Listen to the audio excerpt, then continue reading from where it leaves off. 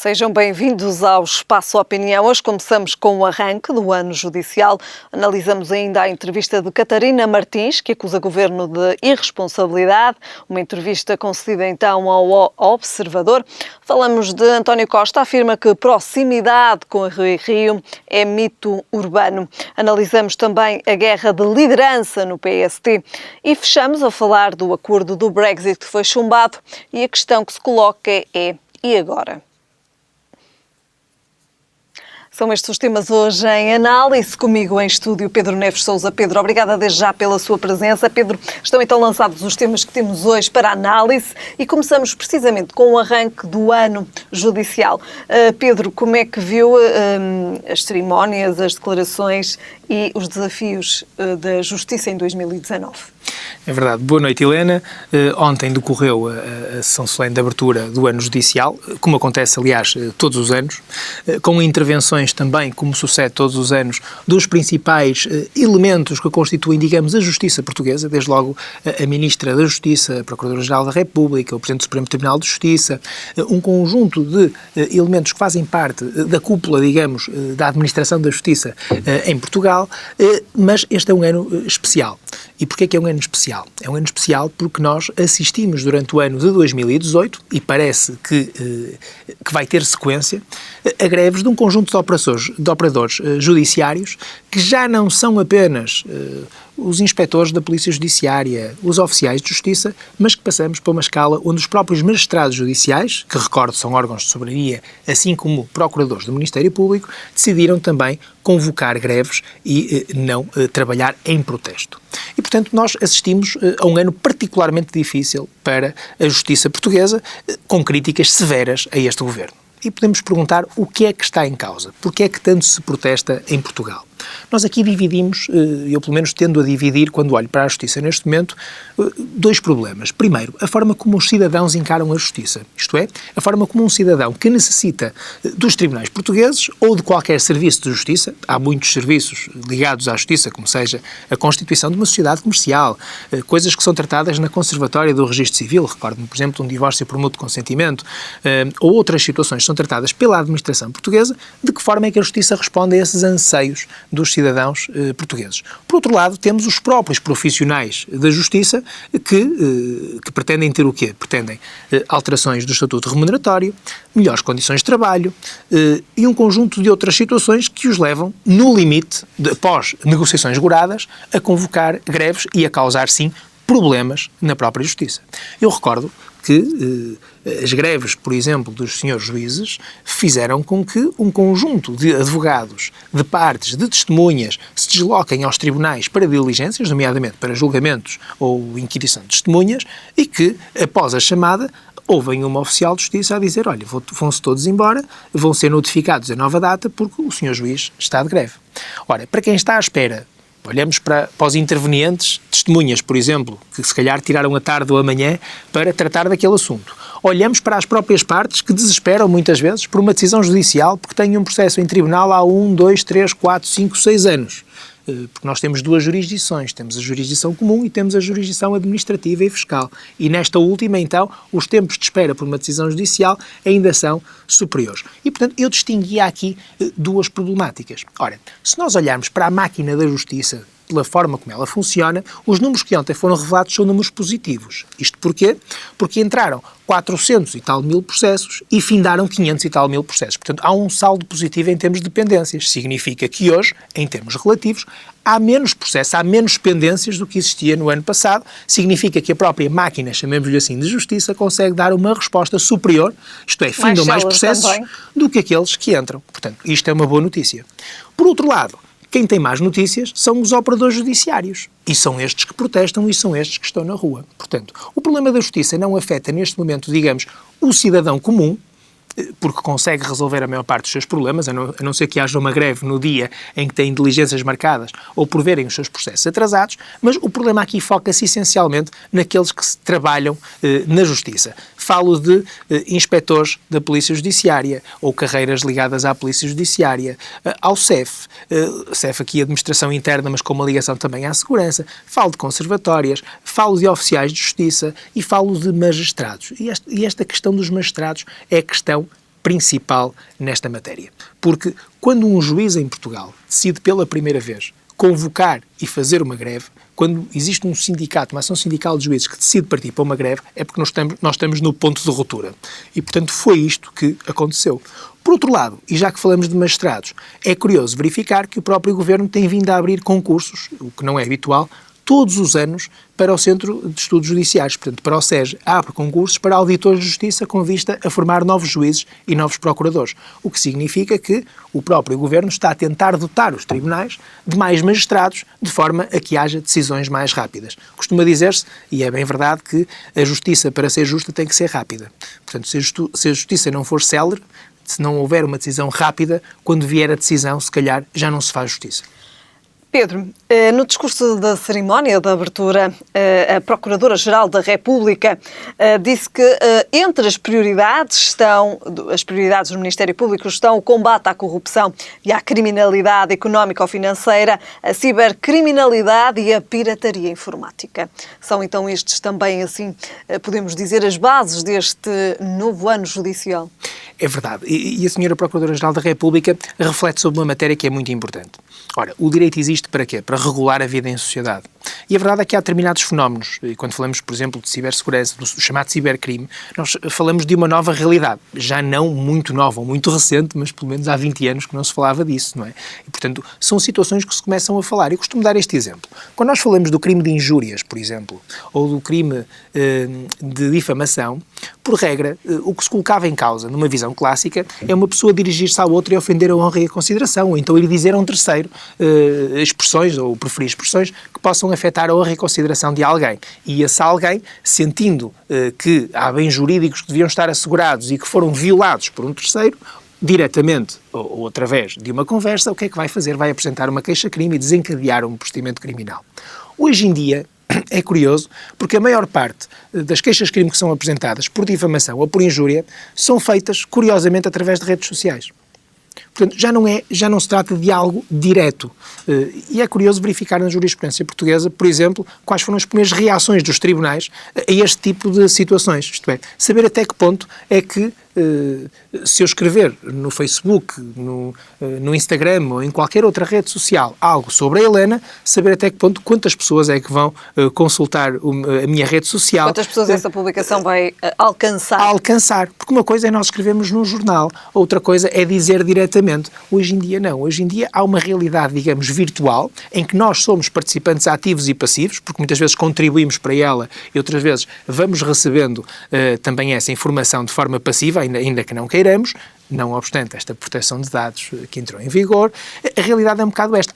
Há novas situações que têm que ser reguladas e têm que ser julgadas e têm que ser, neste caso, a senhora Procuradora falou disso, têm que ser investigadas no âmbito criminal. Há também uma outra situação que acho muito bem, que é esta atenção que tem que existir, nomeadamente com criminalidade infantil, isto é, crimes que afetam as nossas crianças. Acho que tem que haver um cuidado especial, e ainda hoje ouvia alguém a dizer que as crianças têm que brincar mais em parques e têm que se desligar dos tablets e das televisões, isto é, olhar menos para o monitor e olhar mais para a terra, para a relva, para os amigos, para as corridas, para as brincadeiras ao ar livre, e isso era acompanhado também de uma outra ideia, por exemplo, de criar parques para o efeito, ou mais parques para o efeito, mas também criar segurança nesses parques, através de um policiamento que pudesse evitar que essas crianças que são indefesas, possam estar seguras e que os seus pais também possam, os seus familiares possam também estar seguros de que a criança está bem e que não corre nenhum risco. Portanto, há efetivamente um vetor que foi lançado pela senhora Procuradora, quer-me parecer que mais ao nível da formação, por uma razão. Porque, como nós sabemos, os inquéritos criminais iniciam-se quando há notícia de um crime, quer por iniciativa própria do Ministério Público, em caso de crimes mais graves, ou então por iniciativa de um particular. E não se pode adivinhar qual é a tendência. Temos um histórico, mas não sabemos qual vai ser a tendência para 2019. De todo modo, quando falamos de criminalidade financeira, convém também dizer uma outra coisa. É que muitas vezes, e a senhora Procuradora também já falou disso, os senhores magistrados não têm preparação nem formação técnica, não é culpa deles, é porque não a recebem, recebem relativamente a determinadas situações que se enquadram, nomeadamente em crimes financeiros e económicos. Muito bem. Depois de analisarmos então o arranque do ano judicial e também tudo aquilo que foi dito neste arranque e nesta cerimónia de abertura, analisamos agora as palavras de Catarina Martins em entrevista ao jornal Observador. Pedro, o que é que podemos dizer acerca desta entrevista de Catarina Martins, líder do Bloco de Esquerda, ao jornal Observador? Eu penso que Catarina Martins está a transformar-se numa líder partidária habilidosa. Não sei se houve um efeito por osmose através do contacto que tem tido com António Costa. Aliás, da própria entrevista, o que diz a jornalista, ou o jornalista, já não me recordo se foi um senhor ou uma senhora, é que diz que a única vez em que ela não respondeu de pronto a uma questão foi quando lhe perguntaram que defeitos é que tinha António Costa. Portanto, foi a primeira vez que ela não teve uma resposta na ponta da língua.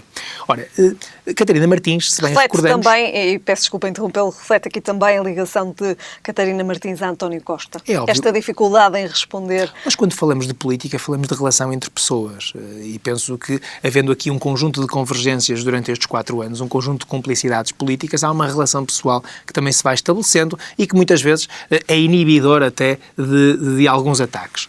E, curiosamente, se calhar até há um tema em que nós vamos falar sobre este tipo de relações pessoais e desta, às vezes falamos de António Costa às e vezes depois também de inibição, de atacar, PSD. e parece que António Costa tem essa capacidade de inibir os seus adversários políticos de o atacarem com vigor. Mas, de todo modo... Falaremos também a essa inibição que atacou Rui Rio. Exatamente. Mais à frente falaremos sobre isso. Mas a verdade é que Catarina Martins, como dizia, tem-se vindo a revelar uma líder partidária habilidosa. Porquê habilidosa? Porque o Bloco de Esquerda tende a fazer um jogo de equilíbrio entre aquilo que é uma solidariedade com o Governo, que é materializada na aprovação de um conjunto de diplomas, onde eu destaco as grandes opções do Plano e Orçamento, que basicamente é o documento, digamos, legal, enquadrador da atividade do Governo português, e, portanto, não há qualquer tipo de problema quanto a isso, mas depois ela entende que, não havendo uma coligação pré-eleitoral e sendo o Bloco de Esquerda um partido autónomo, ela tem que trilhar o seu caminho e tentar demonstrar aos portugueses que também discorda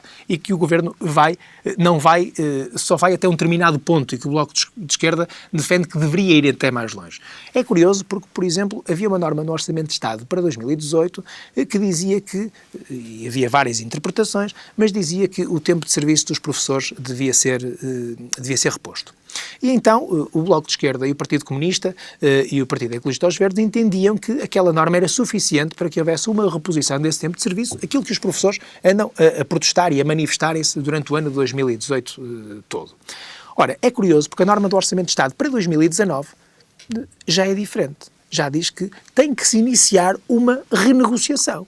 E é curioso porque o Bloco de Esquerda e o Partido Comunista votam favoravelmente a esta norma. Isto é, votam esta norma, mas Catarina Martins, nesta entrevista, utiliza 2 epítetos para classificar aquilo que é a política de governo relativamente aos professores, e nomeadamente a esta questão educativa. E o que diz sobre os professores é que o governo é irresponsável e o governo é populista, que é uma expressão engraçada. Mas a verdade é que no Orçamento de Estado votou favoravelmente o documento onde estava prevista uma norma que não é nada clara quanto à reposição do tempo de serviço e que levou, inclusivamente, como nos recordamos, o Sr. Presidente da República a devolver aquela norma que previa, ou aquele diploma aprovado pelo Conselho de Ministros, que previa a reposição parcial do tempo de serviço. E disse, um dos motivos pelos quais Marcelo Rebelo de Sousa não aceita promulgar aquele documento é exatamente dizendo que a Lei do Orçamento de Estado para 2019 prevê uma renegociação entre as partes. E, portanto, vai-se abrir novamente o processo negocial, sendo certo que António Costa já disse que não tem 600 milhões de euros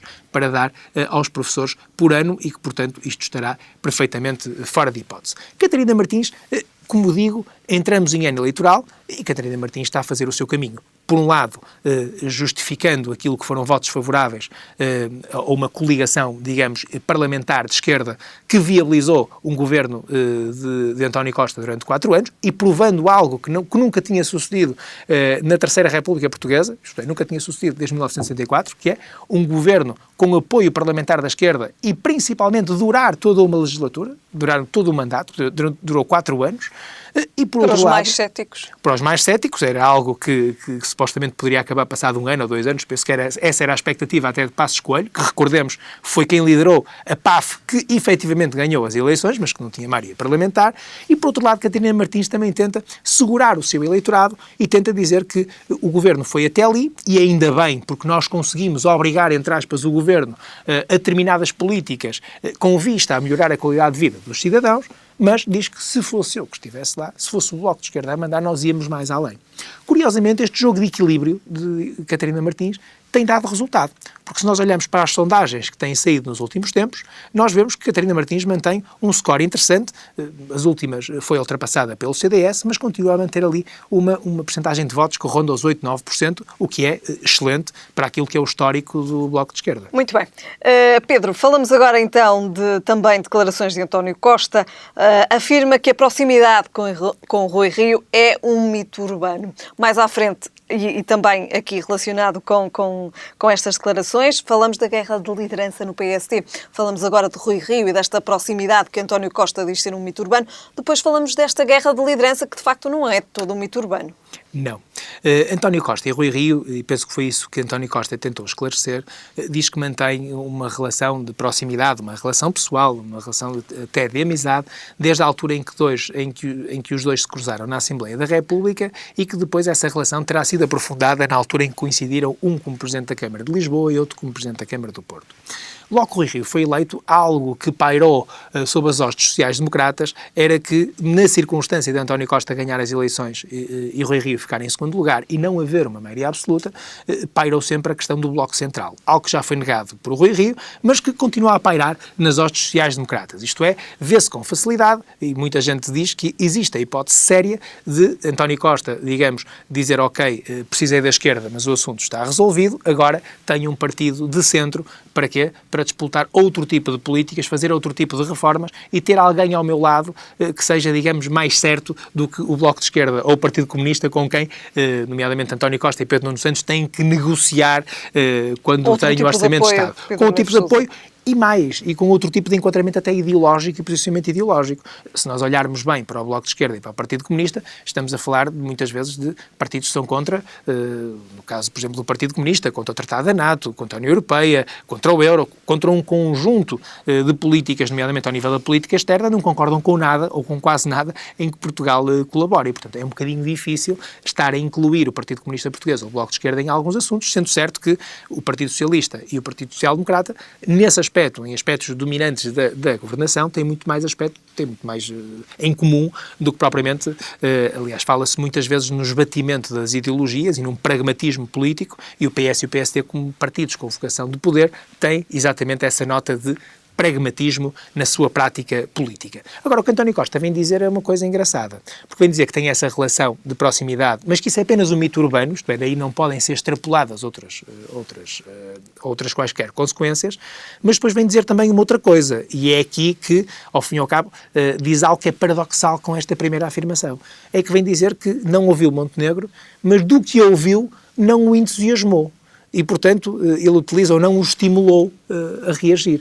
O que significa que nós podemos ler isto de duas formas. Primeiro, pode ter sido, digamos, um empurrãozinho que António Costa, ou uma ajuda que António Costa tentou dar a Rui Rio, o que também é contrário àquele primeiro sinal de que a sua relação de proximidade política podia ser o mito urbano, e, por outro lado, pode também ser entendido como um desprezo ou àquilo que é a posição de Luís Montenegro no PSD e a posição que pode vir a ocupar, nomeadamente como challenger nas legislativas, e, portanto, pode ser entendido também já como uma pequena bicada que, neste caso, António Costa, não nas vestes de primeiro-ministro, mas nas vestes de líder do PS, dá a um potencial líder do PSD.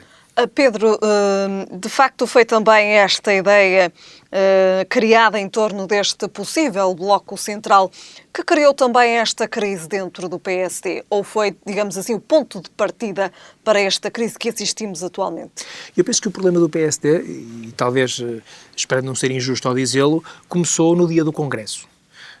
Rui Rio disse ao que vinha, prometeu ser um político diferente, fora da caixa, prometeu quase ser um político fora da política, quase um político apolítico, perdoe-me a expressão, alguém que ia cortar a direito, alguém que ia retirar os vícios da política, alguém que ia dar um banho de ética, alguém que ia fazer política de forma diferente, e a verdade é que no próprio Congresso houve logo sinais de grande descontentamento interno, porque as listas foram feitas com desprezo absoluto por aquilo que é chamada máquina partidária, nomeadamente comissões políticas distritais e concelhias. As escolhas foram de Rio, foram escolhas pessoais, sem qualquer tipo, digamos, de escolhas institucionais, o que é habitual, com licença, em todos os partidos, e o que fez o Rui Rio foi, aí iniciou mal, e depois teve 2 ou 3 escolhas que são no mínimo polémicas. Lembro-me que a Helena Fraga foi logo assobiada no próprio Congresso, quando subia para tomar posse.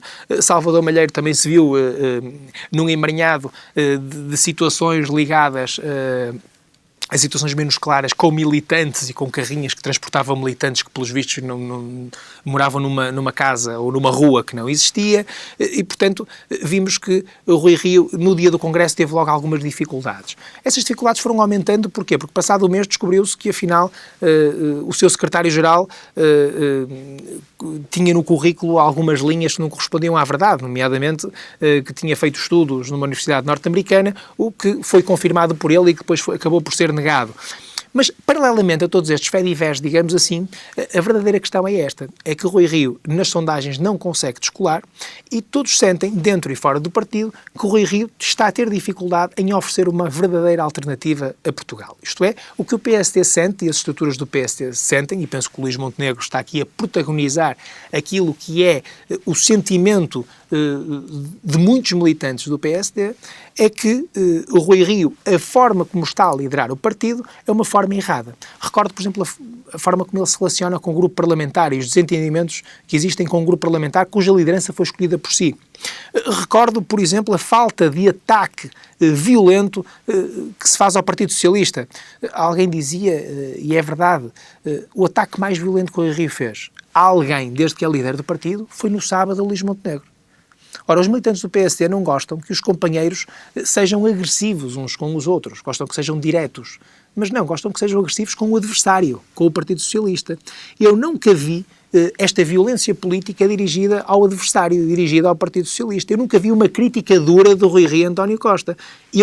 E penso que ninguém, nunca vi uma proposta alternativa. Por outro lado, se nós nos lembrarmos dos 2 diplomas que foram assinados, porque o Rui Rio, quando entrou, entendeu que devia fazer acordos de regime, recordo, por exemplo, do acordo da descentralização, onde o PSD, neste momento, não existe, assinou um acordo, há uns diplomas que estão na secretária do Sr. Presidente da República, e o PSD não tem uma opinião sobre isto. O Rui Rio, que iniciou a campanha interna a dizer que era regionalista. E temos também um outro acordo que foi assinado sobre os fundos comunitários, que nós também não sabemos qual foi o papel do PSD, em que o PSD não ganhou rigorosamente nada. Portanto, eu não sei, e penso que a principal dificuldade do PSD é esta, o que é que o PSD pode oferecer como alternativa hoje em dia aos portugueses. E, sentindo isso, há um conjunto de militantes encabeçados por Luís Montenegro que desafiaram a liderança do Rui Rio no sentido de convocar diretas, isto é, no sentido de pôr os mais de 100 mil militantes com capacidade eleitoral ativa a votar numa nova liderança, dizendo ainda há tempo, temos eleições europeias, regionais da Madeira e legislativas, ainda há tempo de mudar. Rui Rio escolheu uma outra arena, chamemos-lhe assim, escolheu um Conselho Nacional, convocou esse Conselho Nacional para o dia de amanhã, às 5 da tarde, no Porto, dia de trabalho, inclusivamente de trabalho parlamentar, onde tem assento o grupo parlamentar. Há um conjunto de questões... Que implicações tem esse horário, Pedro Neves Sousa, também para terminarmos e é muito fácil. Se nós tivermos um Conselheiro Nacional que trabalhe no limite, no Algarve, ou em Évora, ou em Porto Alegre, às 5 da tarde não consegue estar aqui. Se tiver uma profissão normal, ou tem que faltar ao trabalho para vir a um Conselho Nacional, por exemplo. Estou a dar este pequeno exemplo. Seria mais prático, havendo este tipo de situação, fazer um Conselho Nacional que ficasse a meio do país, onde toda a gente se pudesse encontrar e que se realizasse, por exemplo, no fim de semana, ou um sábado, onde as pessoas normalmente não trabalham. Mas não foi feito dessa maneira. Amanhã vai ser votada uma moção de confiança e essa moção de confiança, se for aprovada, o Rui Rio continuará como líder do partido. Se for rejeitada, Rui Rio sairá, podendo ser recandidato ou não em diretas, mas penso que o senhor que se segue nessa circunstância será Luís Montenegro. O que é que lhe parece, Pedro? Eu acho que vai depender de algo que ainda não existe neste momento. Primeiro, o teor da moção de confiança ainda não é conhecida, portanto, não sabemos qual vai ser o teor dessa mesma moção e essa moção é que vai ser votada. Em segundo lugar, não sabemos se a votação vai ser feita de braço no ar ou através de voto secreto, o que também tem suscitado grandes guerras jurídicas de interpretação do regulamento interno do Conselho Nacional. E depois são 136 votos, onde há membros eleitos, onde há uns que são indicados pela JSD, pelos ASDs, pelos TSDs, onde os presidentes distrital também votam. Portanto, não é fácil fazer uma contabilidade. À partida, parecem-me as contas equilibradas, mas não é fácil fazer estas contas, sendo certo que quem está no poder, quem está na situação, por regra, leva sempre vantagem. Muito por bem. regra. Pedro, para terminarmos, e muito rapidamente falamos do acordo do Brexit, foi chumbado, o que é que se segue? Nós, em relação ao Brexit, temos um problema. Temos muitos pontos de interrogação, muitas indecisões. E temos um problema. Que há um referendo que diz, sim senhora, o Reino Unido vai sair da União Europeia, há um acordo que é estabelecido e esse acordo é rejeitado pela Câmara dos Comuns, pelo Parlamento Britânico. E agora colocam-se vários cenários em frente. Isto é, um cenário será apresentar de novo este documento à votação, sendo certo que a probabilidade de passar é reduzido e há votos contra que vêm inclusivamente do partido de Theresa May, vem do Partido Conservador.